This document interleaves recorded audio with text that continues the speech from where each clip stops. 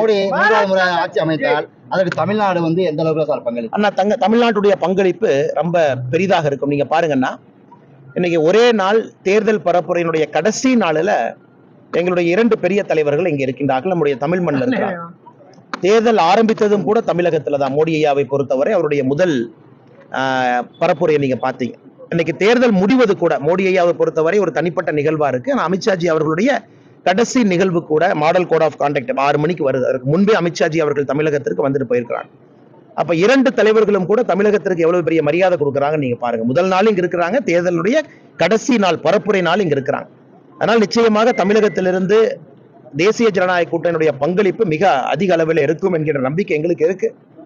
அதன் பிறகு மக்கள் அவர்களுடைய கடமையை செஞ்சிருக்கிறாங்க, நாங்களும் எங்களுடைய கடமையை செஞ்சிருக்கிறோம். ஜூன் 4ஆம் தேதி நமக்கு தெரியும். ஆனால் எங்களுடைய நம்பிக்கை ஒரு பெரிய அளவில் தமிழகத்திலிருந்து என்டிஏவுடைய கான்ட்ரிபியூஷன் இருக்கு. நன்றிங்க. அமைச்சர் ஜெயக்குமார் ஒரு ஆனா நம்ம தெளிவா சொல்லியிருக்கேன்லங்கண்ணா. நான் சுப்ரீம் கோர்ட்டினுடைய உச்ச நீதிமன்றத்தினுடைய ஜட்ஜ்மெண்ட் சொல்லியிருக்கிறேன். அம்மையார் ஜெயலலிதா அவர்கள் வேறு வேறு காலகட்டத்தில் பேசியதெல்லாம் சொல்லியிருக்கேன். இதை தாண்டி நான் புதுசா என்ன சொல்றதுக்கண்ணா? என்னுடைய தரப்பு வாதத்தை நான் என்ன சொல்லியிருக்கணும், எதற்காக ஒரு தலைவரை அப்படி சொன்னனோ, இந்துத்துவாங்களுடைய உண்மையான விளக்கத்தை நான் என்ன சொல்லி குறுகிய வட்டத்துக்குள்ள இருக்கிறாங்க. அதாவது அந்த அப்பீஸ்மெண்ட் பாலிடிக்ஸ்னுடைய உச்சத்துக்கு போயிட்டாங்க இன்னைக்கு. அதாவது இந்து மதம் என்று சொல்வது தவறு, ஆனால் இந்துத்துவா, நான் ஒரு உண்மையான இந்துவா இருக்கிறேன்னா இஸ்லாமியரும் கிறிஸ்தவரையும் எங்கேயும் கூட நான் அவமதிக்க மாட்டேன். அப்படி அவமதிச்சனா அது இந்து மதத்துக்கு நான் செய்யக்கூடிய ஒரு தவறா அமைஞ்சிடும். அதுதான் எங்களை பொறுத்தவரை இந்து மதம், அதான் எங்களை பொறுத்தவரை இந்துத்துவா. அதான் சுப்ரீம் கோர்ட்டும் இந்துத்துவாக்கான விளக்கத்தை 1995 கொடுத்திருக்கிறாங்க. ஆனா இங்க இருக்கக்கூடிய அரசியல்வாதிகள் குறிப்பாக தமிழகத்துல தங்களுடைய சொந்த லாபத்திற்காக இத்தனை காலமா அந்த வார்த்தை எல்லாம் பின்னி பிசைஞ்சு இன்னைக்கு மக்கள் மன்றத்துல அதை பத்தி ஒரு விவாதம் நடப்பது எங்களுக்கு சந்தோஷம். மக்கள் மன்றத்துல இந்துத்துவானா என்ன, அண்ணாமலை என்ன சொன்னாரு, இவங்க என்ன சொன்னாங்க, ஜெயலலிதா அம்மா என்ன சொன்னாங்க, சுப்ரீம் கோர்ட் என்ன சொல்லுச்சு, இன்னைக்கு முதலாக ஒரு பெரிய அளவுல விவாதம் நடக்குது. அது எங்களுக்கு சந்தோஷம். இதன் மூலமாக இந்துத்துவாவுடைய உண்மையான விளக்கம் வெளியே வரட்டும். யாருக்கும் இந்து என்பவன் எதிரி கிடையாது, இந்துத்துவா என்பவர் யாருக்கும் எதிரி கிடையாது. அப்படி யாராச்சும் இந்துத்துவால சொல்லிக்கிட்டு யாராச்சும் இங்க இல்ல நான் இஸ்லாமையும் கிறிஸ்தவத்தையும் நான் வெறுக்கிறேன் அப்படின்னா அவங்க இந்துத்துவவாதியே கிடையாது. அது இந்துத்துவாக்கு அவர்களுக்கும் சம்பந்தம் இல்லை. அதனால இன்னைக்கு ஆரோக்கியமான ஒரு கருத்து பரிமாற்றம் நடக்குது. அதற்கு நான் சந்தோஷப்படுறேன். நன்றி அண்ணா.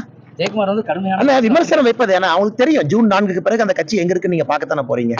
ஜூன் 4க்கு பிறகு எத்தனை இடத்துல ஜெயிக்க போறாங்க, பாரதிய ஜனதா கட்சி எத்தனை இடத்துல ஜெயிக்க போதும். அதனால எப்பவுமே சொல்லுவாங்க இந்த விளக்கு அணையும் பொழுது பிரகாசமாக எரியும் என்று சொல்வார். அதனாலதான் விமர்சனங்கள் ஏன் கடுமையா இருக்குன்னா அந்த விளக்கு அணைய போகுதுன்னு அர்த்தம். ஜூன் 4ஆம் தேதிக்கு பிறகு நீங்கள் இங்க இருக்க போறீங்க, நானும் இங்க இருக்க போறேன். ரிசல்ட்டை நீங்களும் பார்க்க போறீங்க, நானும் பார்க்க போறேன்.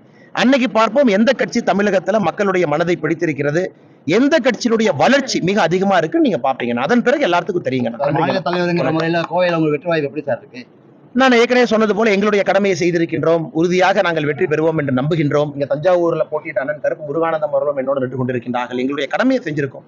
தஞ்சாவூராக இருக்கட்டும், கோயம்புத்தூராக இருக்கட்டும், மக்கள் நிச்சயமாக எங்களுக்கு ஆதரவு அளித்தார்கள் என்று நம்புகின்றோம். ஓட்டு போட்டிருக்கிறாங்க. நிச்சயமா அது வெற்றியா இருக்கும்.